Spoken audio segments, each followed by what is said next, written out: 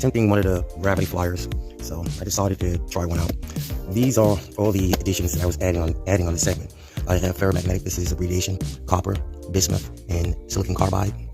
And this is right here with the quartz, actually using sodium acetate N3 and dropping seed in it to solidate it, along with, as this is the platform I have here as legs. I have permanent magnets, heavy ceramic permanent magnets that are on the legs. This is capacitors. The capacitors should be metal on with this sheet right here. This is another titanium sheet. These are capacitors bearing permanent magnets right here, and what's going to happen is the solenoid coils will go around here, and that will allow for a linear push upward. Because remember that even though this may be rotary, it still would have to move in a linear motion and straight in the air. So I tighten the magnets alongside the surfaces. I cut down the flat part piece of it and bend it down. See how it's separate from this one? And I bend it down and stuck it upward so that the windings will be faced downward when winding the right angle. So that's like the legs. And the capacitor is going to add a voltage to the surfaces, the metal surfaces right here at the top. This is where the coils go. And the coil, pancake coils, consecutively, one after another, goes in the central. Now, in the following, right here, is where the permanent magnets go. This is a percussion.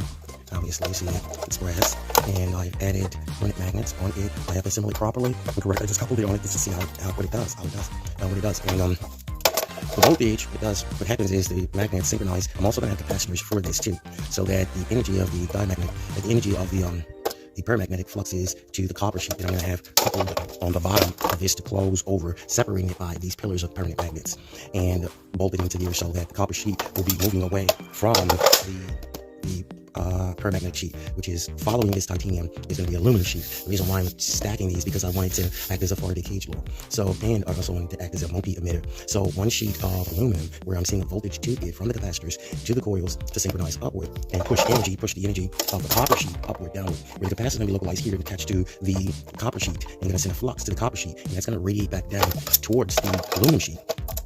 And both common particles are going to move upward, the right hand rule. The strongest one going to outrule it. So the coil bearings right here have to be more than the inertial mass. That means that this coil bearing must be at least 75% of its inertial, 50% of its inertial mass. So the 50, 50, 50, 100%. So 50, 50, this is 100, 50, 50, this is 200%. So the coil turns should be starting, not limiting to 12 feet. Every 12 feet of wire is 1 Tesla.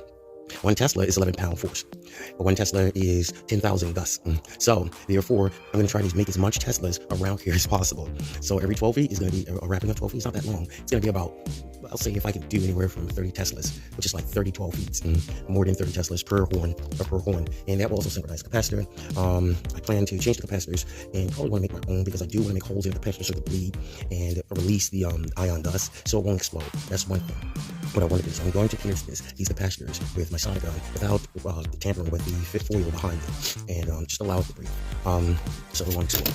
And that's the following. So it's like cable for the legs of the gratifier, the lifter, and obviously you see I have magnets on it. I'll follow up with the brackets of the ball bearing brackets, the vertical ball bearing brackets, and that'll be about it. I have the power source, I have the filter, I have the filters, I got a motor capacitor, I got bridge rectifiers, I got here's some filters. Here's my filter, induction filter. This is about 2,000 watts. I have buck step up modules. I have I got high frequency filter. I got step up. This is a buck booster, kilohertz, just to test it out anyway. But I still have another filter that's put together too. This is an EMI filter right here.